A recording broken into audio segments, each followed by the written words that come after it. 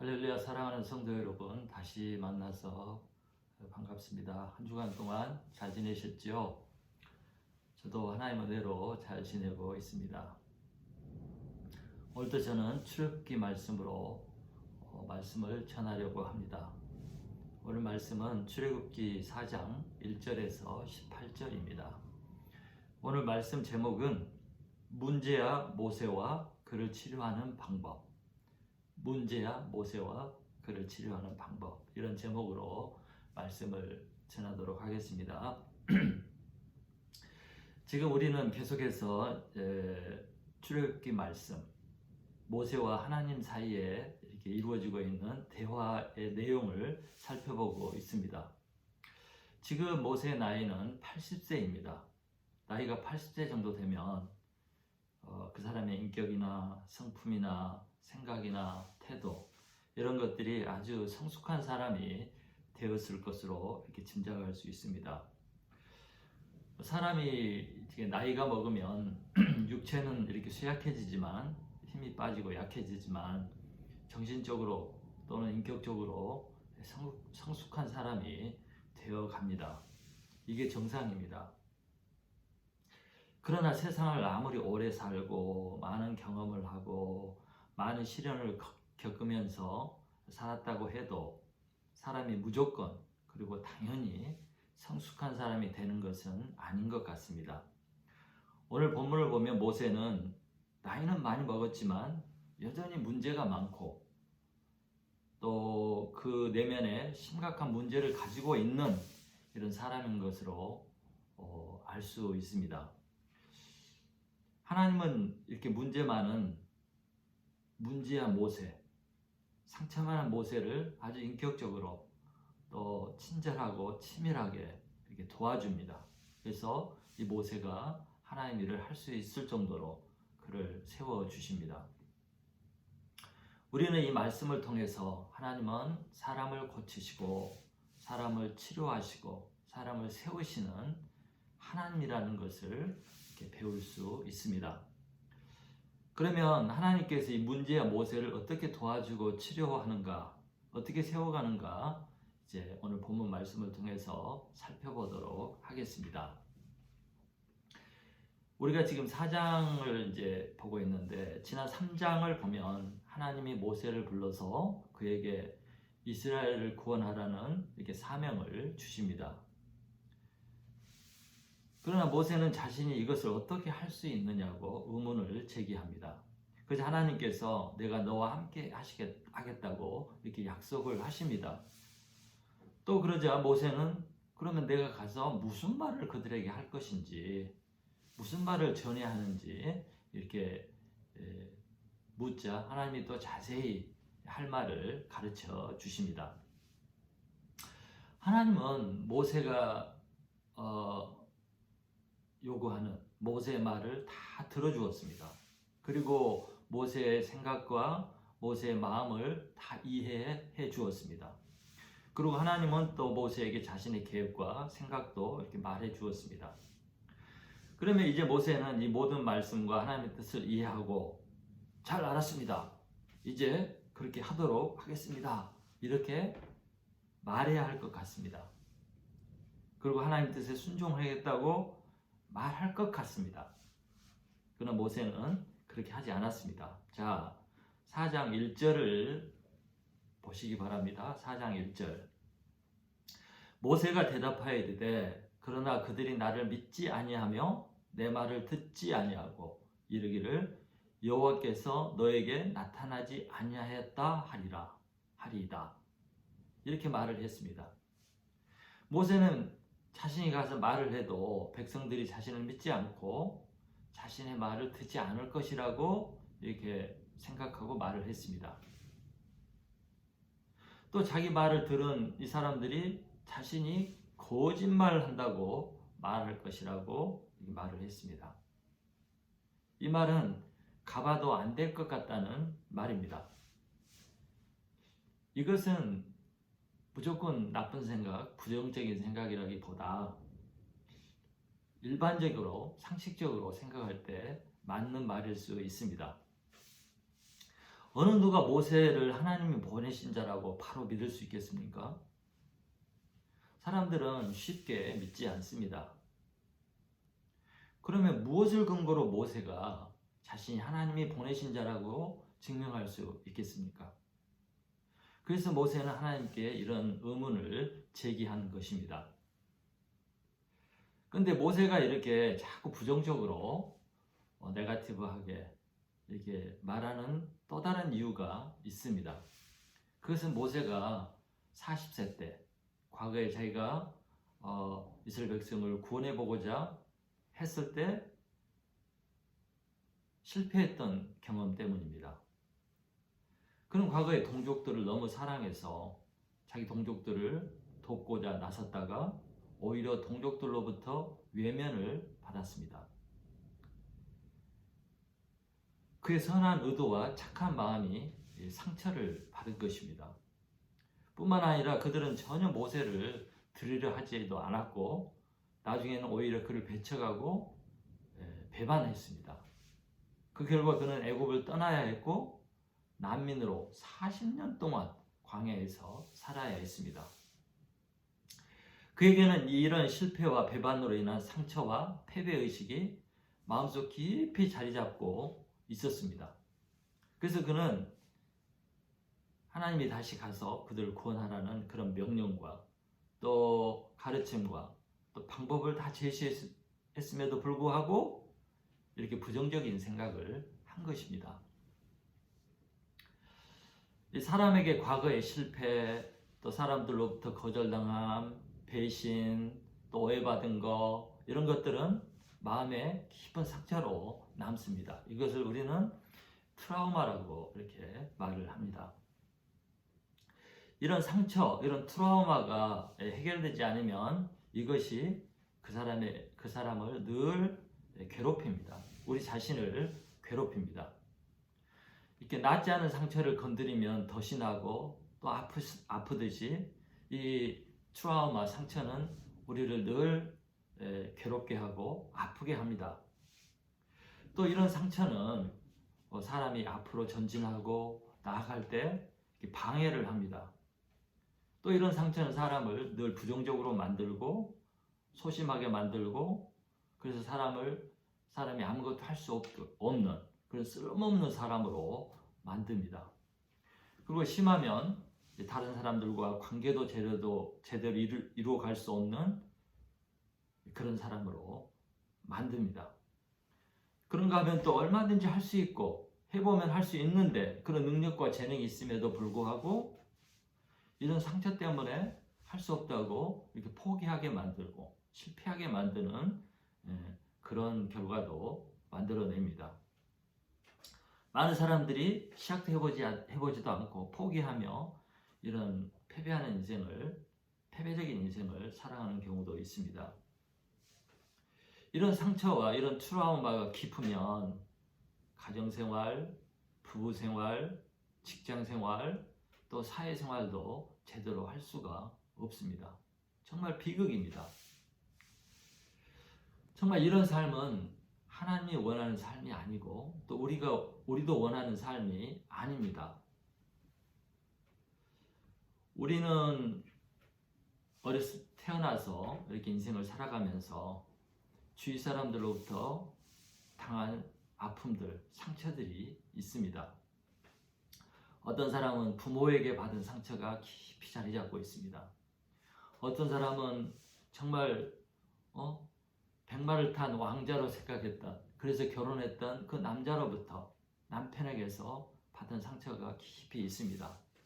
어떤 사람은 학교 선생으로부터 받은 상처, 또 어떤 사람은 친구나 또 직장 상사로부터 받은 상처, 또 어떤 경우는 목사에게 받은 상처들도 있습니다. 정말 우리는 사람들로 받은 마음의 상처, 트라우마들이 있습니다.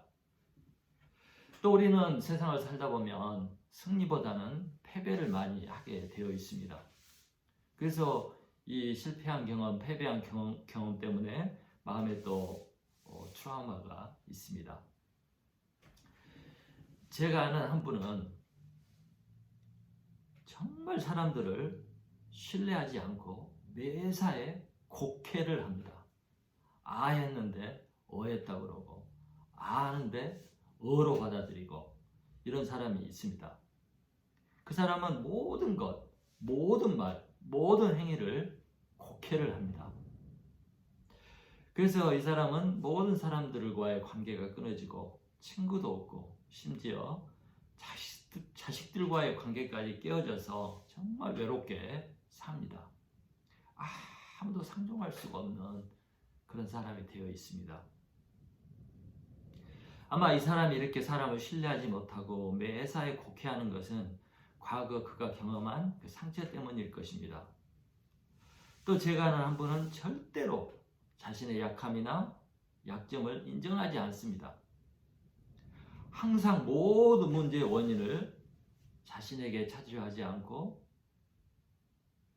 다른 사람에게 돌리고 다른 사람에게서 찾으려고 합니다. 자신에게 문제가 있다는 것을 인정하는 것을 죽어도 싫어합니다. 그 자신에게 문제가 있다는 것을 인정하는 것을 죽는 것처럼 싫어하고 죽는 것으로 생각을 합니다. 그래서 전혀 문제가 해결되지 않는 것을 보게 됩니다. 이것도 그 사람이 과거에 받은 상처 때문입니다.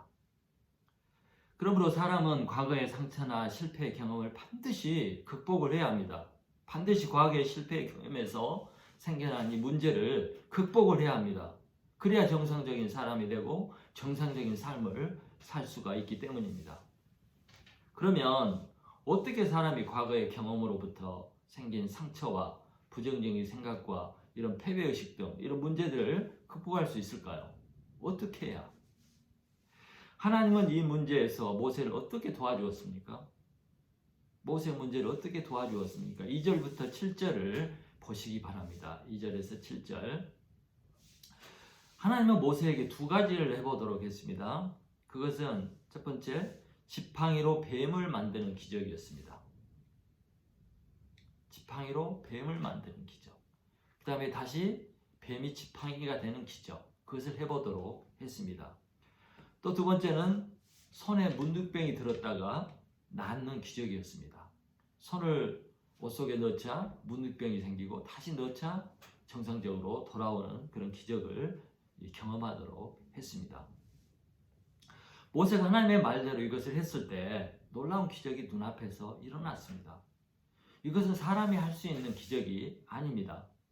이것은 오직 신적인 능력이 있거나 하나님으로부터 그런 능력을 받은 사람만 할 수 있는 그런 기적입니다. 하나님은 모세에게 이런 놀라운 두 가지 기적을 경험하도록 만들어 주었습니다. 여러분, 사람은 패배의식과 부정적인 생각과 할 수 없다는 생각이 가득했어도 마지막에 시도를 해서 그 성공을 하고 이긴 그런 경험을 하게 되면 더 이상 이런 패배의식과 부정적인 생각이 자리 잡을 수 없고 떠나가게 됩니다. 실패를 계속했지만 끝까지 보다가 마침내 승리를 경험하게 되면 더 이상 과거의 부정적인 생각이 자리 잡을 수 없다는 것입니다. 그러므로 우리가 우리의 문제, 이런 문제에서 극복하는 방법은 반드시 승리를 경험하는 것입니다. 승리를 경험할 때 이런 것을 이길 수 있게 되는데, 이렇게 승리를 경험하게 하도록 하기 위해서는 주위 사람들의 격려와 도움과 사랑이 필요합니다. 때때로는 강한 푸시가 필요하기도 합니다. 한국 축구는 옛날에 무척 약했습니다. 그래서 유럽이나 남미 축구팀을 만나면 시작부터 기가 죽어가지고 가지고 있던 기량도 제대로 발휘하지 못하고 맨날 졌습니다. 선수의 마음에 이미 그 강팀을 만나면 우리는 메뚜기 같다 하는 그런 패배의식과 열등감과 부정적인 생각이 자리 잡고 있기 때문에 아예 그냥 처음부터 지고 들어간 것입니다. 그래서 한국 축구가 월드컵에서 첫 승을 이루는 데까지 수십 년이 걸렸습니다.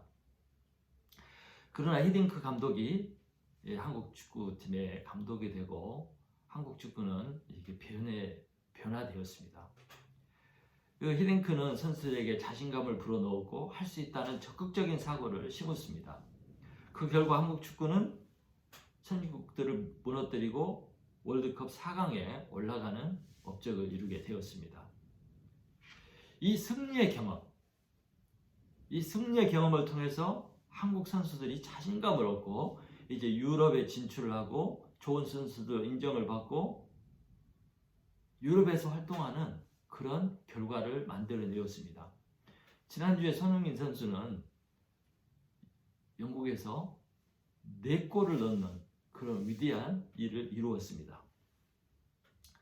여러분, 이제 군대에 가면 우리 젊은이들의 힘이 극대화되는 것을 보게 됩니다. 군대 가는 나이가 18세부터 시작합니다. 만 18세, 어린 나이죠. 근데 이 어린 나이에 이 어린 청년들이 군대에 가서 엄청나게 변화되는 것을 보게 됩니다. 그런데 이 군대는 이 복종 문화라는 게 있습니다. 까라면 까, 시키면 무조건 해야 되는 그런 복종 문화가 있습니다. 그런데 이 복종 문화, 복종해야 하는 이런 문화, 이것이 바로 자신의 잠재력과 능력을 이렇게 깨우는 그런 기회를 만들어냅니다. 그래서 어린 이 청년들이 군대에 갔다가 자신이 알지 못하는 그런 힘과 능력을 발휘하게 되고 끌어내게 되고, 그래서 군대를 제대를 하게 되면 어린아이가 들어가서 어른이 되어서 나옵니다. 학력이나 또 집안 배경이나 머리, 지능과 상관없이 젊은이들이 들어가서 참 놀라운 용사들이 되어서 나오는 것을 경험하게 됩니다. 여러분, 교회에서는 이런 일들을 많이 보게 됩니다. 교회는 하나님의 사랑과 목사와 교회 리더들의 사랑으로 사람들이 변화되고 자라가게 됩니다. 가방끈이 짧은 사람, 실패한 사람, 망한 사람, 상처로 망가진 사람, 아니면 여러모로 부족해서 가진 것이 없어서 별 볼 일 없이 살았던 사람들이 교회에 와서 큰 사람, 위대한 사람, 능력의 사람, 시대와 나라를 바꾸는 사람, 이런 사람들로 변화되는 것을 봅니다. 이것이 바로 하나님의 사랑과 하나님을 믿는 믿음에서 나오는 기적들이고 역사들입니다. 힘입니다. 수많은 사람들이 교회에 와서 그동안 마음에 가졌던 그 상처와 그로 인한 문제들로부터 해결을 받는 것을 이렇게 봅니다. 교회 와서 자신감을 회복하고 긍정적으로 변화가 되고 자신을 사랑하게 되고 그것을 넘어서 다른 사람들을 돕고 다른 사람들을 섬기는, 다른 사람들을 살리는 그런 아주 훌륭한, 멋지고 능력 있는 그런 삶으로 변화되는 것을 보게 됩니다. 제가 아는 한 사람은 아주 키가 작았습니다. 그래서 이 키 때문에 늘 열등의식을 갖고 살았습니다. 그런데 그가 예수님을 만나고 이런 열등의식이 다 사라지고 용감한 사람으로 변화되고 선교사의 삶을 살고 있습니다. 또 한 사람은 키가 작기였습니다. 작기. 그래서 그는 늘 머리를 길게 기르고 이 귀를 덮고 양아치같이 보이는 그런 삶을 살고 있었습니다. 그런데 그가 예수님을 만나고 변화되어서 머리를 짧게 자르고 열등의식이 전혀 없는 용감한 사람이 되었고 러시아 선교사로 살게 되었습니다. 교회는 이처럼 사람들을 치료하는 곳입니다. 고치는 곳입니다. 살리는 곳입니다. 변화시키는 곳입니다. 교회는 사람들을 치료해서 정상적으로 만들고 위대하게 만드는 그런 위대한 병원과 같은 곳입니다. 우리 기독교회는 이런 것에 대한 수많은 셀 수 없는 간증들이 있습니다. 교회마다 가득합니다. 교회가 이런 일을 할 수 있는 것은 교회에는 하나님의 사랑이 있기 때문입니다. 교회는 능력의 하나님이 계시기 때문입니다. 하나님은 지금도 순종을 통한 기적을 체험할 수 있도록 우리를 도와주고 계십니다. 하나님은 우리에게 승리를 경험할 수 있는 많은 기회를 교회 생활을 통해서 주고 있습니다. 우리 하나님은 정말 좋으신 아버지십니다. 하나님은 우리가 과거에 실패와 패배와 상처들로부터는 이런 아픔, 슬픔, 패배의식, 열등감, 두려움 이런 이것에 사로잡혀 사는 것을 매우 슬퍼하십니다. 아파하십니다. 왜냐하면 우리는 이런 존재로 이런 삶을 살라고 태어난 것이 아니기 때문입니다. 하나님은 정말 어두운 삶, 실패한 삶, 상처받은 삶, 아픈 삶을 살고 있는 우리를 이 문제에서 해방시키기를 원하십니다. 하나님 우리를 정말 이런 문제로부터 도와주시기를 원하시는 분이십니다. 그래서 하나님은 우리를 교회로 부르십니다. 고쳐주기 위해서. 그리고 하나님은 교회를 불러서 우리에게 무엇을 해보도록 하십니다. 하나님께서 우리를 하나님의 자녀로 삼으시고 우리에게 무엇을 해보도록 하고 때때로는 푸시하고 요구하는 것은 우리를 치료하고 변화시키고자 하는 사랑에서 나오는 것입니다. 한번 해봐. 이거 해봐. 이렇게 요구하시는 것은 하나님의 우리를 치료하시기 위해서 그렇게 하시는 사랑입니다. 내가 하나님을 돕는다고 생각하면 큰 오해입니다. 내가 하나님을 위해서 무슨 큰 일을 해주는 것으로 생각하면 잘못 생각하시는 것입니다. 하나님께서 나를 돕고 나를 치료하고 나를 정상적인 사람으로 만들기 위해서 경험하도록 우리에게 허락하신 기회인 것입니다. 그러니 하나님이 무슨 일을 시키시면 하나님이 나에게 무슨 경험을 하도록 하시는구나. 나를 도와주시기 위함이구나 하고 아멘 하고 순종해 보시기 바랍니다. 하나님은 모세에게 이 두 가지 기적을 이스라엘 백성들 앞에서 행하도록 했습니다. 그러면 그들이 믿게 될 것이라고 이렇게 말씀했습니다. 그럼에도 불구하고 그들이 모세를 믿지 않으면 세 번째 기적을 행하도록 그 방법을 가르쳐 주었습니다. 하나님은 실패를 대비해서 그 대비책까지 모세에게 가르쳐 주었습니다. 이제는 백성들이 그를 거절하고 안 받아들일 이유가 없어졌습니다. 이제는 모세가 자신 있게 순종만 하면 될 것 같습니다. 그러면 이제 모세의 반응이 무엇입니까? 모세가 이런 하나님의 방법을 듣고 또 가르침을 듣고 아멘 할렐루야 했을까요? 자 10절을 보시기 바랍니다. 10절을 보십시오. 모세가 여호와께 아뢰되 오 주여 나는 본래 말을 잘하지 못하는 자니이다. 주께서 주의 종에게 명령하신 후에도 역시 그러하니 나는 입이 뻣뻣하고 혀가 둔한 자니이다. 모세는 자신이 할 수 없는 이유, 자신은 안 되는 이유를 또 찾아냈습니다. 그것은 바로 말하는 기술이었습니다. 리더가 되어서 사람을 이끌고 인도하기 위해서는 말을 잘하는 능력이 필요하기도 합니다. 모세는 그렇게 생각을 했습니다. 모세는 애국 궁전 생활을 하면서 또 리더십을 배울 때 아마 리더에게 말의 중요성도 말이 얼마나 중요한가 하는 것도 배웠을 것입니다. 아마 모세는 태어날 때부터 그랬는지 아마 말하는 재능이 별로 없었나 봅니다. 무엇보다도 그가 40년 동안 광야에서 양을 치고 지내면서 아마 언어를 말 잘하는 그 기술을 잃어버리지 않았나 그런 생각이 듭니다. 40년 동안 광야에서 양을 치고 여자들 사이에서 지내면서 그는 아마 말 없는 사나이, 침묵의 사나이, 돌덩이 같은 그런 사람이 되어버렸지 않나 이런 생각이 듭니다.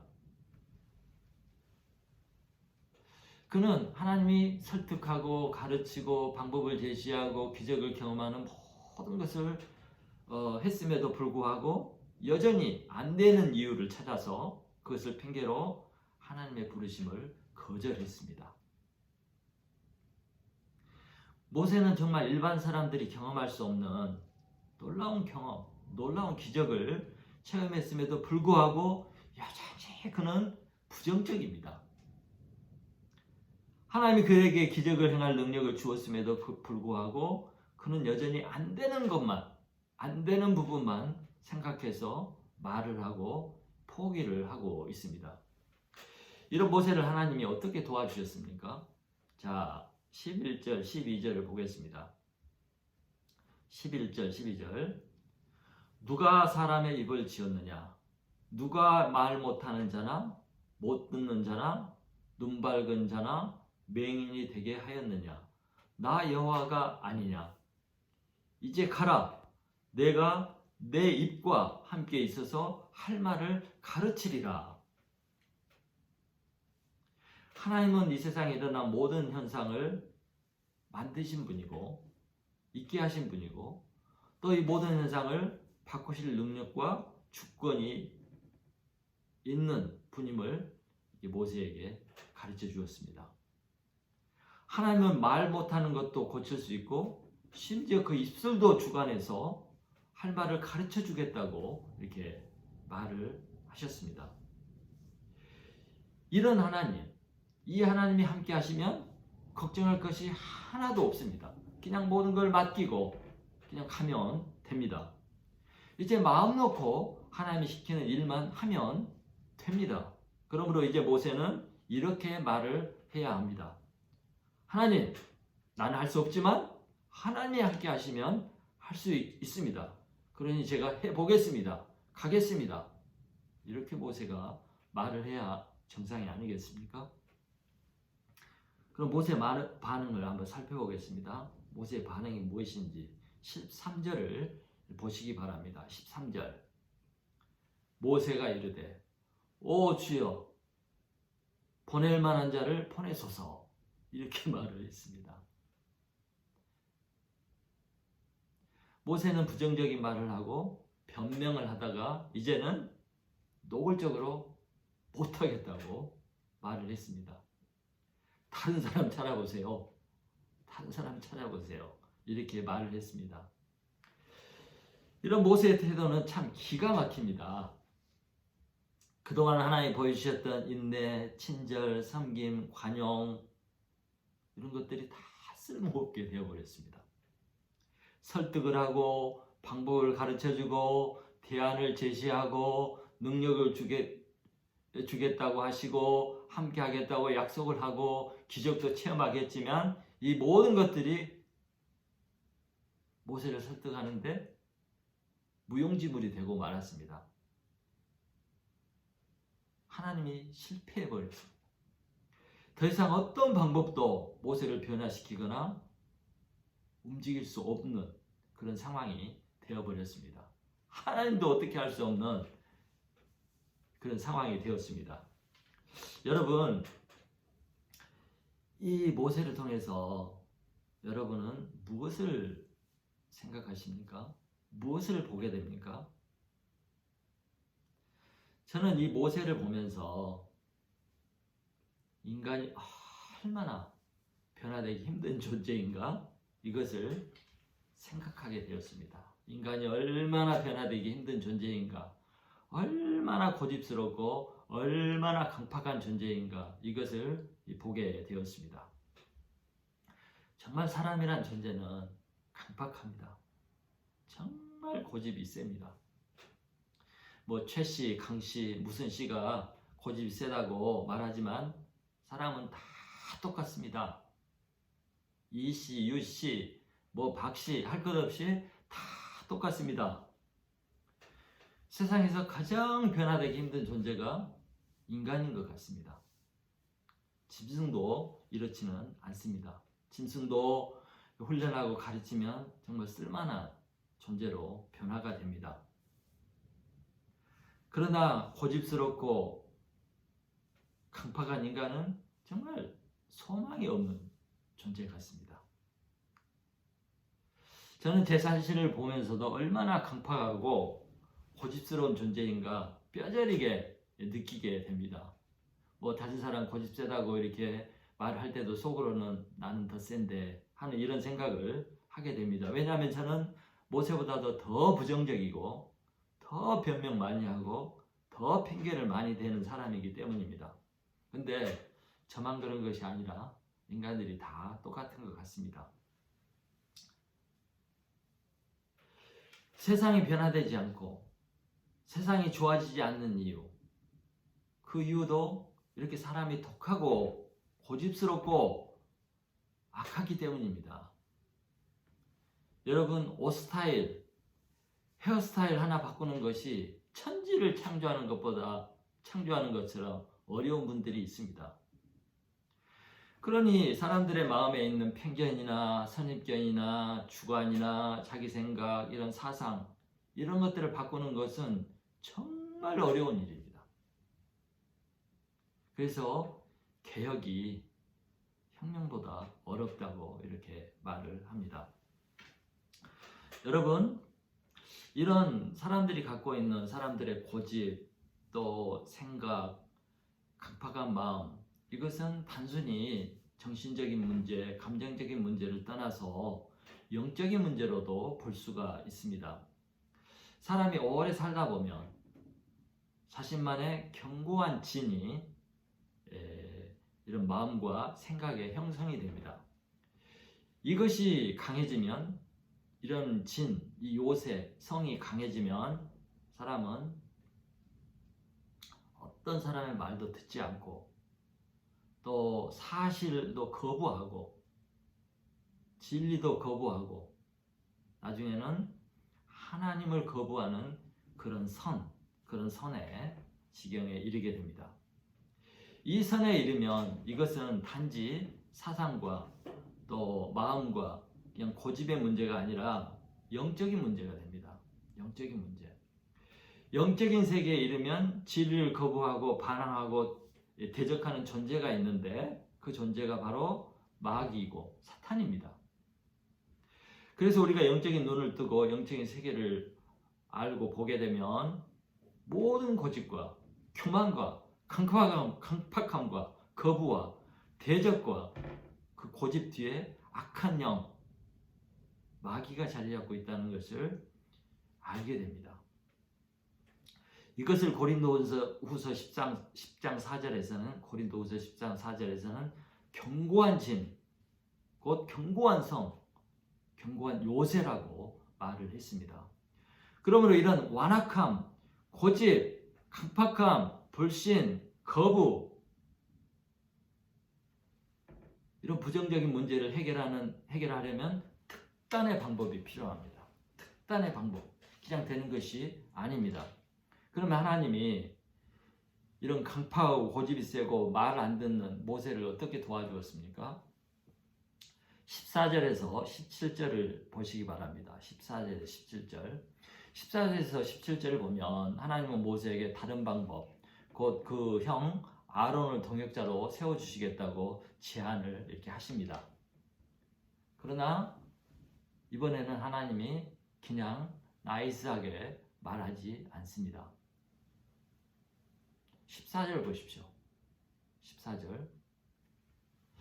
여호와께서 모세를 향하여 노하며 이르시되, 이렇게 나와 있습니다. 새 번역이나 공동 번역에 보면 크게 노하셨다고 나옵니다. 영어 성경에는 anger, burnt, 그러니까 불타는 분노라고 말하고 있습니다. 하나님이 이번에는 아주 심하게 화를 내서 모세를 책망한 것입니다. 하나님은 모세의 이와 같은 부정적이고 패배적이고 아주 고집스러운 자세에 대해서 매우 분노를 했습니다. 아주 화를 내면서 분노하면서 이렇게 모세를 모세에게 말을 했습니다. 그러면 하나님이 이렇게 화를 낸 것은 기분이 나빠서 이렇게 화를 낸 것일까요? 아니면 하나님도 이제 인내가 바닥이 나서 이제 화를 낸 것일까요? 그렇지 않습니다. 하나님이 화를 내는 것도 사람을 돕고 사람을 치료하고 사람을 변화시키는 방법의 하나입니다. 하나님이 화를 내는 것은 감정적으로 미워서 싫어서가 아니라 치료하는, 사람을 고치는 방법 중에 하나인 것입니다. 우리 프랑크푸르트에 계시는 장석영 목사님 사모님인 김동분 사모님께서 저에게 이런 간증을 한번 하셨습니다. 이 사모님 이야기에 의하면 사모님 위에 5살이 더 많은 오빠가 있다고 합니다. 근데 사모님이 5살 위인 오빠에게 항상 함부로 했답니다. 그런데도 여동생을 사랑하는 오빠는 함부로 하는 이 여동생을 항상 이렇게 받아주고 참아주었답니다. 그런데 한 번은 자기가 다 커서 고등학생이 되었을 때 어른이 된 오빠에게 함부로 했더니 오빠가 더 이상 참지 않고 심하게 두들겨 팼다고 합니다. 입술이 터질 정도로 맞았답니다. 그때 이후로 사모님이 다시는 오빠에게 함부로 하지 않게 되었다고 합니다. 얻어맞고 나서 비로소 철이 들고 그러면 안 된다는 것을 깨닫게 된 것입니다. 변화되었습니다. 이처럼 말을 안 듣고 할 수 없다고 시도도 안 해보고 매사에 부정적이고 그래서 쓸모없는 인생을 사는 사람들에게 좋은 약은 심하게 야단을 치는 것입니다. 이런 사람들은요, 야단을 안 맞으면 아무것도 하지 않고 아무 일도 할 수 없게 됩니다. 그래서 평생 그 문제에서 빠져나오지 못하고 그런 인생을 살게 됩니다. 어쩌면 이런 사람들은 그것을 좋아해서 그 속에 사는 사람도 있습니다. 방석을 깔아놓고 늘어 앉아 빼고 있는 사람, 아니면 아예 또아리를 틀고 그 어두움 속에서 그런 삶을 사는 사람이 있습니다. 이런 사람들에게 약은, 이런 사람들을 고치는 방법은 화를 내는 것입니다. 분노하는 것입니다. 심하게 야단을 치는 것입니다. 야단은요, 책망은, 분노는 때로 상대방에게 있는 그 부정적인 생각, 악한 생각, 어두운 생각, 패배적인 생각, 그런 나쁜 생각들을 몰아내는 방법입니다. 이것이 바로 정신적인 싸움, 영적인 싸움입니다. 18절을 보면 야단을 심하게 맞은 모세는 더 이상 변명하거나 핑계를 대거나 이유를 대지 못하고 순종을 했습니다. 결국 하나님의 말씀에 순종해서 애굽으로 이제 가게 됩니다. 여러분, 우리의 부족한 거, 무능한 거, 없는 거, 어두운 조건과 상황은 이유가 될 수가 없습니다. 이런 여러 가지 이유가 있음에도 불구하고 해보지도 않는 거, 그것은 나쁜 것입니다. 해보지 않는 거, 이유를 대고 해보지 않는 거, 상황과 조건 때문에 해보지 않는 거, 이것은 야단을 맞아야 할 태도입니다. 성경적으로 말하면 회개해야 할 태도입니다. 교회에 이런 사람들이 많이 있습니다. 이런 부정적인 생각, 패배적인 생각, 이런 생각 때문에 아무것도 하지 않는 사람, 그런가 하면 일을 안 된다고 말만 하는 그런 사람들, 이런 사람들은 야단을 맞아야 합니다. 하나님도 이런 사람, 이런 교인들, 이런 성도들에게 화를 내십니다. 화나죠, 하나님도.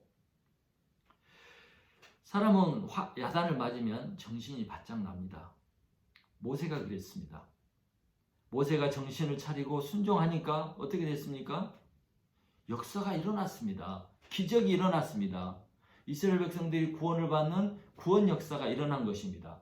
모세 자신도 놀랄 그런 역사가 결국 해보니까 일어난 것입니다.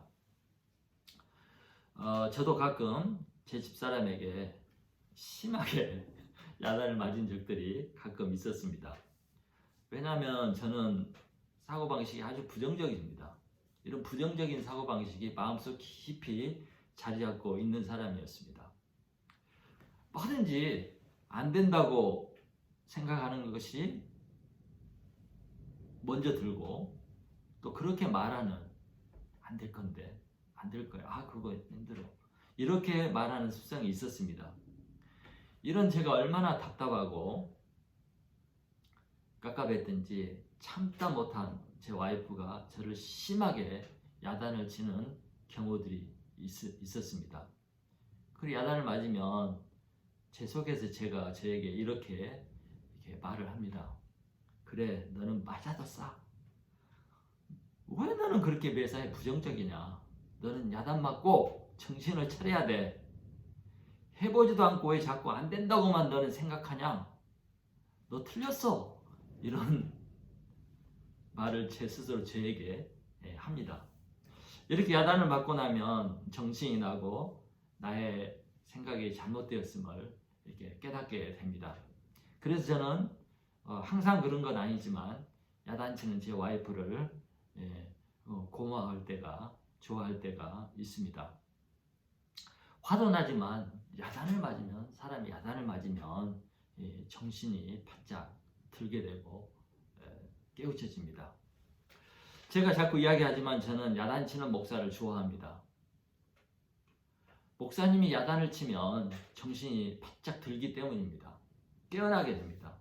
근데 요즘은 목사들이 야단을 치면, 성도를 야단치면 큰일이 납니다.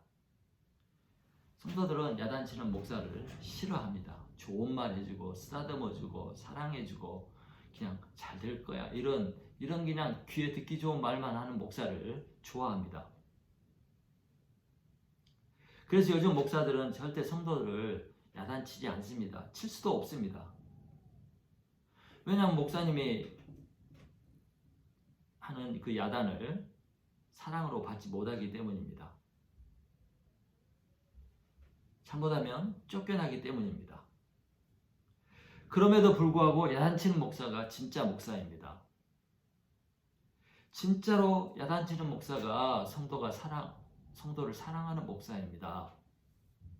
자신이 쫓겨나고 미움을 받는다 할지라도 자식 같은 성도들을 바로 세우고 성도들을 천국으로 인도하기 위해서 야단치는 목사가 참 목사입니다. 이것이 진짜 사랑입니다. 그래서 하나님은 야단을 치십니다. 화를 내십니다. 예수님도 야단을 치고 화를 내셨습니다. 사도 바울도 성도들을 야단을 치고 화를 냈습니다. 여기서 중요한 것은 하나님의 야단, 하나님의 책망, 하나님의 꾸짖음, 하나님의 가르침, 이것이 바로 우리는 하나님의 말씀이라고 말을 합니다. 하나님의 말씀이 무엇입니까? 하나님 우리에게 야단치는 거, 하나님 우리를 책망하는 거, 꾸짖는 거, 우리를 바로 가르치는 거, 이것이 하나님의 말씀입니다. 하나님의 말씀을 성경에서 이렇게 표현했습니다. 방망이와 같다. 에레미야 23장 29절에 여호와의 말씀이니라 내 말이 불같지 아니하냐. 바위를 쳐서 부스러뜨리는 방망이 같지 아니하냐. 이렇게 하나님 말씀하셨습니다. 우리들의 그 고집, 강팍한 마음, 견고한 요새와 같은 그 교만하고 강팍한 내 생각들, 나를 쇠사슬처럼 꼭꼭 꼴가매고 있는 그 어두운 생각과 그런 마음, 이것을 부시고 깨뜨리고 파괴할 수 있는 것은 오직 하나님의 말씀입니다. 하나님의 말씀이 이 모든 어두운 것들, 악한 것들, 견고한 요새와 같은 나쁜 생각들, 이런 것들을 깨뜨릴 수 있는 것이 하나님의 말씀입니다. 우리가 하나님의 말씀을 계속 들으면 이런 견고한 요새들, 어두운 것들, 악한 생각들, 부정적인 생각들이 금이 가고 무너져 내리고 이런 것에서 해방이 되어 자유를 얻게 됩니다. 그러면 마음과 생각이 변화되고 그러면 삶이 변화되게 됩니다. 심지어 마귀가 붙들고 있던 부분도 다 무너지게 되고 자유를 얻게 되고 해방을 얻게 됩니다. 이것이 바로 하나님의 말씀이 하시는 일입니다. 하나님의 말씀이 보여주는 능력입니다. 이것이 바로 우리가 설교를 듣고 성경을 공부하고 성경을 읽는 이유입니다. 이렇게 하면 마음과 정신이 병든 사람이 살아나게 됩니다. 복음서에 보면 예수님이 야단을 칠 때 병들이 떠나가고, 예수님이 야단을 칠 때 귀신이 떠나가고, 예수님이 야단을 칠 때 폭풍과 가다가 찬잔해지고, 예수님이 야단을 칠 때 죽음이 떠나가면서 죽은 자가 살아나기도 했습니다. 우리는 이것을 알아야 합니다. 우리는 내 말, 사람의 말로 절대 사람을 바꿀 수가 없습니다. 변화시킬 수가 없습니다. 고칠 수가 없습니다. 내 남편, 내 아내, 내 자식, 이웃 사람들에게 아무리 좋은 말, 또 아무리 야단을 치고 해도 사람이 바뀌지 않습니다. 사람이 바뀌는 거, 사람이 변화되는 거, 천지를 창조하는 것처럼 어렵지만 하나님의 말씀이 귀에 들리고 하나님의 말씀이 마음에 들어오면 창조의 역사, 개혁의 역사, 개혁의 역사, 변화되는 역사, 살아나는 역사가 일어나게 됩니다. 구원의 역사가 일어납니다. 아멘.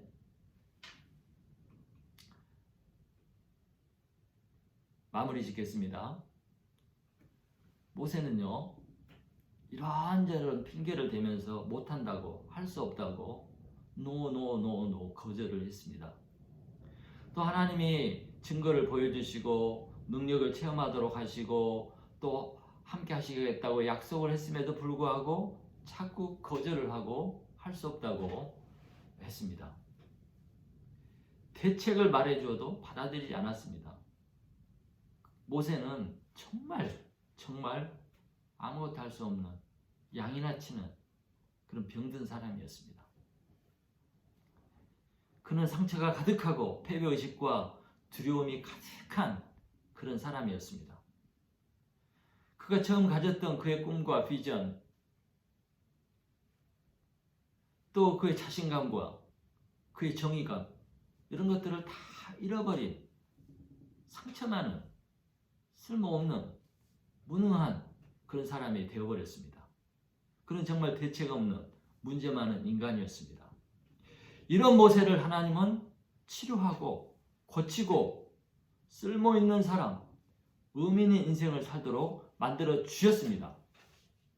그 결과 그는 이스라엘을 대제국 애굽에서 해방시키는 어마어마한 일을 이루었습니다.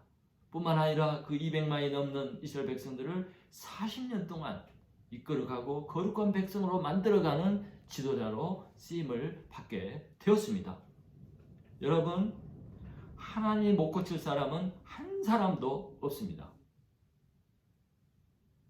이것은 청정교도소 교도관으로 지냈던 박효진 장로의 책 제목이기도 합니다. 극악무도한 그 살인자들과 죄수들이 하나님의 말씀을 듣고 새 사람으로 변화된 놀라운 간증들이 이 책에 기록되어 있습니다. 하나님을 만나고 하나님의 은성과 하나님의 말씀을 들으면 반드시 치유의 역사가 일어나고 새 사람이 되고 변화되는 놀라운 기적이 일어납니다. 그래서 교회에서는 지난 2000년 동안 이런 놀라운 고침의 역사가 수없이 이루어져 왔고 지금도 일어나고 있습니다.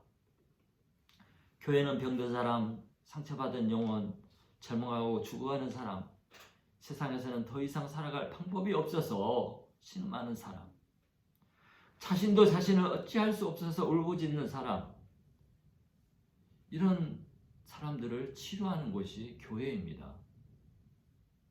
요즘 교회가 욕을 먹고 지탄을 받고 있지만, 그래도 교회에 와서 하나님의 말씀을 듣고 하나님의 말씀을 배우고 하나님의 말씀을 공부하고 읽고 신앙생활하면 지금도 그런 역사가 교회에서 일어납니다. 일어나고 있습니다. 왜냐하면 교회는 하나님이 계시고 하나님이 지금도 말씀하고 있기 때문입니다. 아멘. 사랑하는 성도 여러분, 여러분 가정에 무슨 문제가 있습니까? 여러분에게 무슨 문제가 있습니까? 여러분의 자녀나 여러분의 손주들이나 사랑하는 사람들이 아파하고 신음하고 고통하고 있습니까? 도저히 손을 댈 수 없는 그런 사람이 가정에 있습니까? 아니면 여러분 자신이 그렇습니까? 말할 수 없는 마음의 고통과 슬픔이 있습니까? 그러면 교회에 나오시고 성경 말씀을 읽고 아니면 성경 말씀을 가르쳐 주시고 하나님의 말씀을 듣게 하고 들을 기회를 만들어 주고 이렇게 해서 하나님의 말씀을 받아들일 수 있도록 들을 수 있도록 해주시기 바랍니다. 그러면 하나님이 반드시 여러분과 여러분의 가정과 여러분이 사랑하는 사람들을 치료하실 것입니다. 하나님의 말씀이 임하면 치료의 역사가 급속도로 이루어지고 여러분의 상처와 아픔과 고통을 치료하시고 새롭게 하실 것입니다. 이것은 지난 기독교 2000년 동안 기독교 교회에서 임상실험으로 입증이 된 사실입니다. 수없는 사람들이 하나님의 말씀을 듣고 하나님의 음성을 듣고 하나님의 책망을 듣고 변화되고 새로워지는, 마음에 있는 모든 어두움과 악한 것들이 쫓겨나가는 그런 역사가 증명이 되어 왔습니다. 사랑하는 성도 여러분, 저와 여러분이 섬기는 교회를 상처받고 병든 영혼들이 치료받고 고침을 받고 건강해지는 그런 교회로 만들어 가시기 바랍니다. 또 저와 여러분이 환자를 간호하고 돌보는 간호원 같은 성도들이 되시기를 간절히 축원합니다. 그런 삶을 한 주간 동안 살아가시기를 간절히 축원하면서 이것으로 말씀을 마치도록 하겠습니다. 승리하시기 바랍니다.